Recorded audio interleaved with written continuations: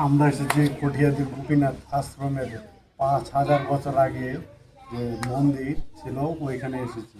চলেন দেখি যে মন্দিরের ভিতরের অবস্থাটা কিরকম। মন্দিরের ভিতরের অবস্থাটা দেখতে পাচ্ছেন। এইখানে আগে পূজা হতো, এখন বর্তমানে হয় নাই, কিন্তু বর্তমানে দেখেন এই জায়গার যে কিরূপ আগে 5,000 বছর আগে মন্দির স্থাপন করা হয়েছে। এই মন্দিরগুলা এখনো সুরক্ষিতভাবে আছে। এইসব জায়গার মধ্যে আগে প্রদীপ জ্বালানো হতো। আর এই যে দেখেন মন্দিরের কত বড় গেটনি, মানে দেখেন প্রায় 1.5 হাতের মতো মোটা যে গেটনি এটা করা হয়েছে। বর্তমান যুগে করে 4 আঙ্গুল 5 আঙ্গুল মোটা একটা ইটের সমান। আর এখানে দেখেন কত মোটা করে করা হয়েছে যে গেটনিগুলা।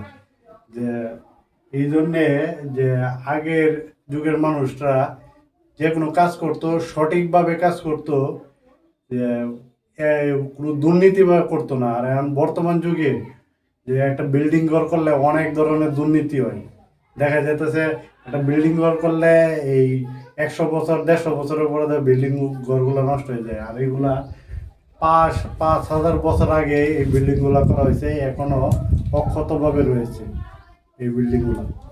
কঠিয়াদির গোপীনাথ জিউ রাখরা মন্দির, 5,000 সালের পুরনো মন্দির আপনাদের সামনে তুলে ধরলাম। কেউ যদি ইউটিউব থেকে দেখে থাকেন অবশ্যই সাবস্ক্রাইব করবেন, ফেসবুক থেকে দেখলে অবশ্যই ফলো করে পাশে থাকবেন।